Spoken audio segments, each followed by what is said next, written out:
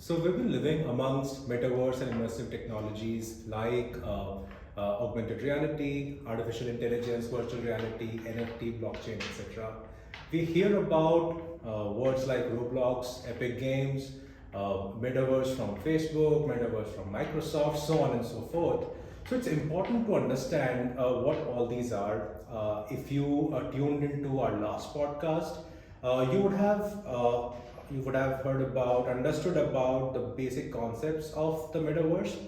In this podcast, I want to focus more on particular technologies of augmented and virtual reality, which, in my mind, make the fabric of the metaverse.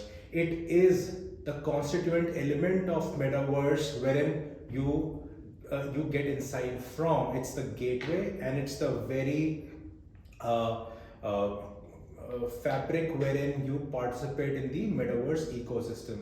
Uh, the other thing which makes me very excited about augmented virtual and virtual reality is that if you look at display technologies and their history, the last disruption that we saw in these technologies was when smartphones came into the market. The way we interacted with content changed completely after that. The world is different after the advent of smartphones. But since then, there hasn't really been a big invention, a big disruption of how display technologies work, which is where AR and VR will play a very big part. Through augmented and virtual reality, we will go beyond images, we will go beyond videos, which are mostly a dumb communication. You don't interact with that content, you are only fed what the medium wants to be fed to you. This is what AR and VR is about to change. And as I said, in the context of metaverse, this is how you enter the metaverse. So let's discuss these technologies in a little more detail. And as I said, in this episode, we'll focus only on these. As we go further in our episodes, we'll talk more about NFTs, cryptos, how AI is getting plugged into all of this. But coming back to the topic, let's understand what AR is, what VR is, and what is the difference between the two. I often see people getting confused between the two, and it's important to understand what these are, what are the differences, so that you can kind of bring out your own use cases. You know how to participate in the metaverse ecosystem. Coming to augmented reality, as the name itself suggests, it's augmenting your reality, which means increasing your reality. You capture your reality through smartphone cameras, or you capture it through augmented reality glasses, and then you add 3D virtual elements in this reality that you have captured to increase it. You add elements which are not exactly there in this reality, and that's what augmented reality is. Virtual reality, on the other hand, you participate in virtual reality by donning a virtual reality headset. If you wanna see how that looks, let me show you. I have a few lying around here with me. This is one of those virtual reality headsets. This is from Oculus. You have other players in the market as well. Oculus is a Facebook company now. The idea is that you wear this headset, and whatever you see now in front of you has been virtually created. It has been created programmatically. And hence the term virtual reality. This reality inside this headset is all virtual, and you can create anything. It could be gaming, it could be a hiking tour in a forest. Whatever you want can be created inside this, and this is virtual reality. And we'll focus on from here onwards. We'll focus on various categories of AR and VR. What are the various use cases? And what I want here is that we keep it very simple, and all these use cases you are able to understand, and then you can juxtapose them with your own use cases. If you are running a business, you are working on a new startup, what have you, but you will be able to map out these use cases with your own and see how you can participate in the whole AR, VR ecosystem, the metaverse ecosystem to be precise. Okay, let's now do a little dive into various kinds of augmented reality.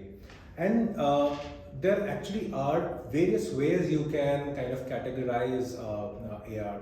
First, we've already talked about the first one, you can say one augmented reality you experience through your smartphones. The other way of experiencing this is through augmented reality glasses. Some glasses are already available in the market. Microsoft was one of the early entrants. They first had a HoloLens, then they came out with HoloLens 2, which are augmented reality glasses. Apple glasses are about to come. They're expected to come probably by next year or so. So these are the two ways you can experience augmented reality. However, a very important categorization is native and web augmented reality. By native, what I mean is it is natively installed on your smartphones. You first have to go to an app store. For Google, you go to Play Store. For Apple, you go to the App Store, and you download an AR application from there, install it on your phone, and then you are able to see augmented reality. On the other hand, web-based augmented reality is you let's say scan a QR code or you tap on a URL, and immediately your smartphone browser opens up and you see augmented reality experience in that itself. Now these are very far apart in terms of user journey, and both of them, both native and web augmented reality, have their own set of advantages and own set of use cases. If you talk about native augmented reality, you see the very big advantage you have is that's the graphics that you get, the UI UX that you get in native augmented reality is very high. You can create very graphic intensive games in a native AR, but a very big disadvantage is the hurdle of downloading a mobile application. So if your use case were to be a marketing campaign for a product, or if it were to be showing a product, giving a product visualization through an e-commerce, with the user's going to see this for twice, thrice, 5 times at max, and downloading an app for that does not really make sense. And the data suggests that only 2 out of 100 people actually download an application to see an experience. Now, what do you do in that case? What you do is you create web augmented reality. The user completely eliminates or you completely eliminate the step of downloading this application, and the user can see your product in augmented reality or see your marketing campaign in augmented reality without any hurdle points whatsoever. So that's one, and both of them have their own set of technologies. So if you were to create native augmented reality, you would probably use something like a Unity engine or an Unreal engine. If you want to create web-based augmented reality, you would use platforms like Voxel, or you would use 3JS, ARJS kind of frameworks to create web-based augmented reality. Other than this, there are other ways to categorize AR as well. The first type is a markerless augmented reality, which is also known as world mapping augmented reality. Basically, what you do is through your smartphone or through your AR glasses, you map out the surroundings in front of you. You map out the reality in front of you, and then you place virtual 3D objects on that reality. There is no marker involved here. A marker basically is is an image that is used to detect in another kind of augmented reality, which I'll come to. But because of the lack of that image, because of the lack of a marker here, it is called a markerless augmented reality. The biggest use cases for this is marketing campaigns. Biggest use case for this is games, etc.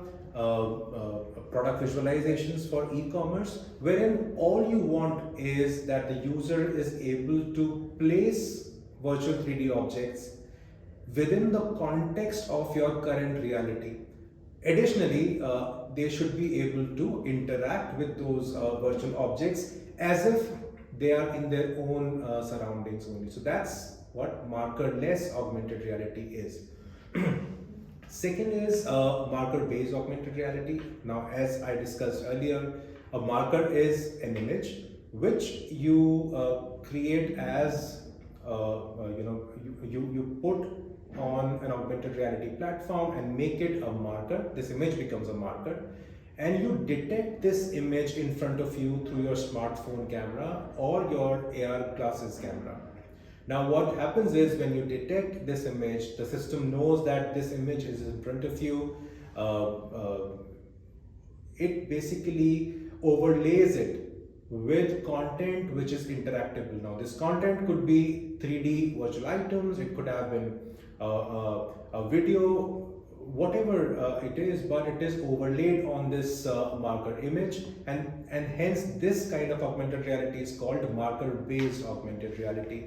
Typical use cases are marketing campaigns again, wherein you can, let's say if there's a cereal box that you've purchased from the market, and as a brand who's created these cereal boxes, they want to kind of enhance your experience and market their product and probably generate repeat sales from you, would create a marker of the image on that cereal box, and you scan that image and you overlay that with videos, 3D augmented reality, so on and so forth.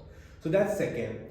The third kind of augmented reality is try-on based augmented reality, which is wherein you detect your body features. It could be your eyes, your nose, your ears, your hands, your feet, your body, and you overlay your body and your physical features with clothes, with sunglasses, with shoes. And these augmented reality try-ons basically allow you to see how any piece of clothing or any shoes, how they look on you, how much you like them before making a purchase. So think of a scenario wherein you are sitting in your living room and you try a pair of shoes on your feet just by scanning your feet from your smartphone, and whichever shoe model you like the best, you purchase it from the application. Similarly with sunglasses, on our Vossel based web augmented reality platform, you can create, or a sunglasses brand can create augmented reality based try-ons. Users see which which specs fit best, or which one they like the most on their faces, and then they make a purchase. Makes a very big impact in terms of the engagement of the user. One, the user makes a very informed decision because they've already tried out the sunglass, and for the brand it makes sense because there are much less refunds in this case, much less returns in this case, because the user already knows what they are purchasing. They already like what they are purchasing for themselves, and hence lesser returns. So that's a third kind of augmented reality we talked about. And then you can have other features involved as well. In markerless augmented reality, you could have involved GPS location as well. So let's say if you want to create treasure hunt based games, you reach a particular destination, and then there is some augmented reality asset there which you give the user a chance to interact with. A very big example of that is Pokemon Go, wherein they beautifully combined location based services with augmented reality. Other than that, what you can also do is you can create augmented reality based games, both in native augmented reality as well as web based augmented reality. For an example, we've created games for a number of FMCG brands who wanted to engage their users at the point of purchase, wherein the user is inside a superstore and they play, let's say, a 1 minute or a 2 minute game this brand is providing. Hence, engaging the user, telling them more about, about the brand, giving them a chance to interact with the brand, and becoming the top of the mind recall for the user, hence generating more and more sales for those brands. So those are some kind of categorizations that we can give to augmented reality. Great. So having understood various augmented reality categorizations, let's talk about the virtual reality fabric of the metaverse. And what I'll do is I'll show you a few examples of metaverses that we've built in the VR space, and to kind of give you a first-hand feel. What I've done is I've got my headset here, and what I will do is through my laptop, I'll record everything so that you are also able to see what I was seeing inside the virtual reality ecosystem. Okay, so let's get the ball rolling for the VR metaverses. First of all, this is and before I get into that, let me also tell you that in the links down below, you will have links to all of these metaverses I am talking about. With all the narration, you can also go and click on them, see the videos so that you get a first-hand context.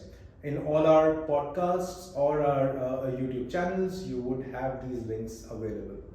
So first of all, I have this retail metaverse that we've built, wherein what we've created is it's a 3D 360-degree environment of a retail store, and you get inside this ecosystem by wearing this virtual reality headset, and you feel as if you are immersed inside this. You are one with this metaverse, and you get into this retail metaverse when you have to buy a product. This particular example is for a mobile store, wherein you can buy various iPhones, you can buy laptops, you can buy Mac machines, so on and so forth. Once you what you're seeing in the link is that you get inside the showroom, you look around in various sections of the showroom. One section is dedicated to iPhones. You go further, there is this section wherein you see some laptops. You can pick them up. You can give your feedback there. There are emoticons there wherein you can click and say if you are happy with the product, you don't like the product. And there is a buy button wherein you click on that and you purchase the product from there itself. You don't even have to get out of this metaverse at all and do everything right then and there. There could also be other visitors in this retail store, and if there are, everybody will be joining with their own avatars inside this. You are represented by your avatar. You can customize it to make it look like anything. You can be wearing a jeans and a t-shirt. You could be wearing a formal suit, whatever, and everybody else also will be joining through their avatars, and you meet all of them the way you would have met them in a physical store. You would talk to other customers there. You can exchange reviews of products the way you would have done in a physical superstore, so on and so forth.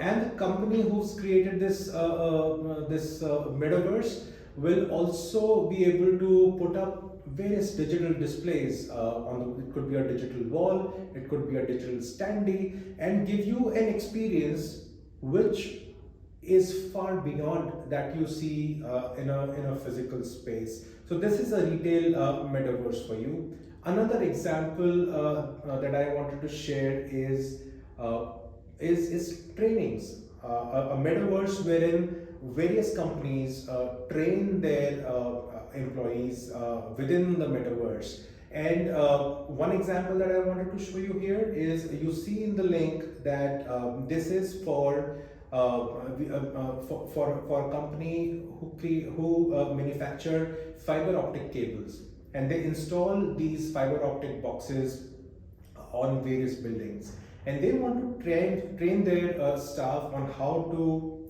assemble the box and how to then fix a box, how to mount it on the wall. There are various wires, there are various blocks of made of plastic inside this box, so you need to be able to understand what goes where. Now the difficulty here is that they have to train a number of people. There can be attrition in companies, so they have to keep training newer and newer people across the country and across various countries. It becomes very difficult to have a training team who goes to various locations training the employees. But if you have your trainings in metaverses, in virtual reality metaverses, you can do away with a big setup. All your team, you can set up virtual reality labs at various locations in your offices, and people get trained from then and there. Secondly, they get assessed on their skill set from this virtual reality setup as well. So you don't need to send trainers and assessors at various locations. Everything is done by your virtual reality metaverse for your trainings.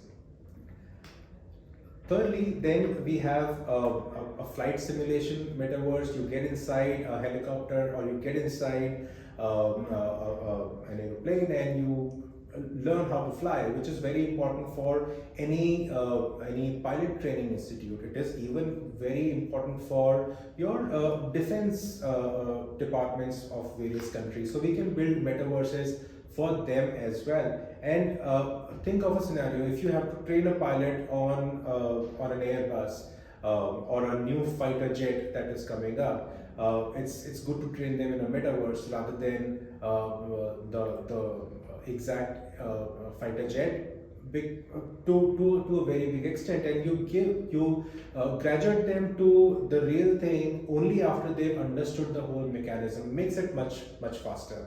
Similarly, in virtual reality, companies can also create walkthroughs in metaverses, which is very important for companies in the real estate space.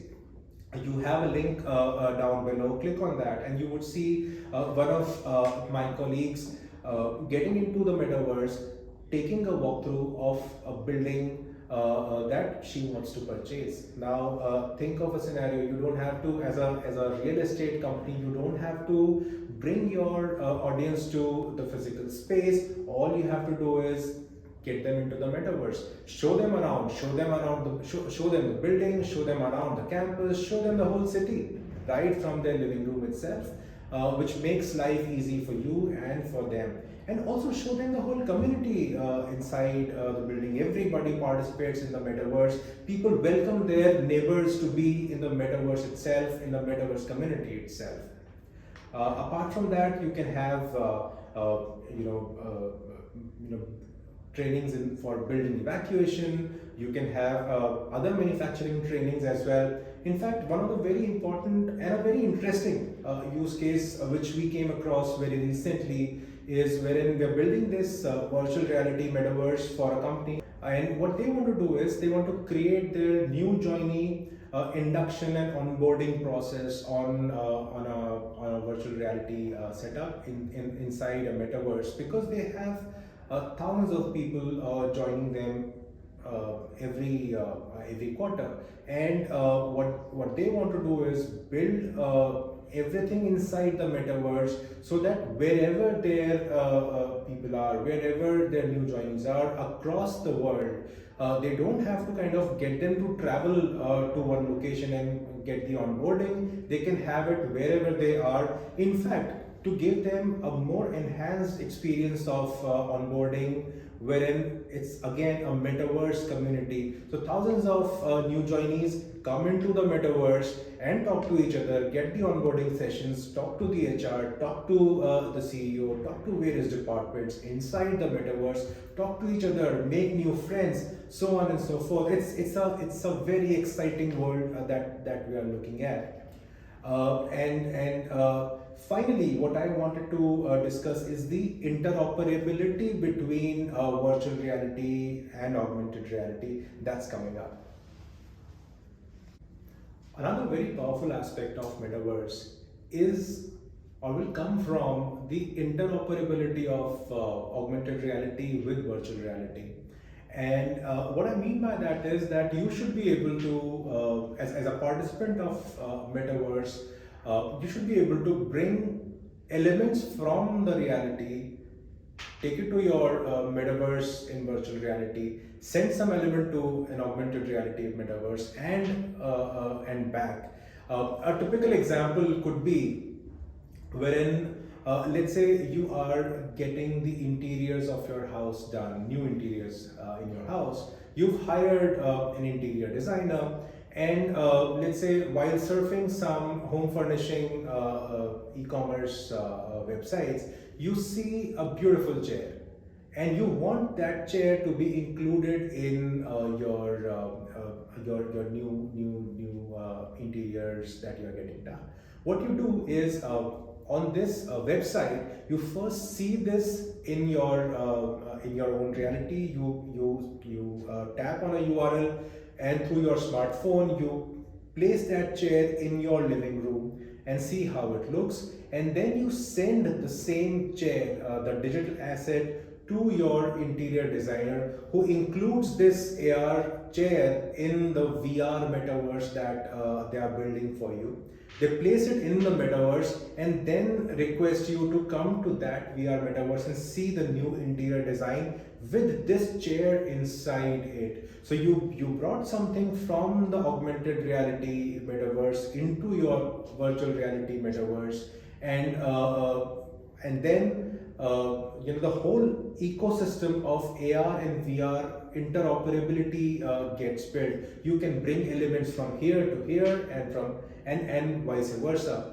Now this actually is going to be something which gives a lot of power to the metaverse, and also requires the working in tandem of various platforms together as well. And I personally believe that web-based virtual reality and web-based augmented reality, basically web-based platforms who get you to a metaverse, will become very important here, because it is a common standard for interoperability, a common standard for one platform to be able to communicate with the other platform.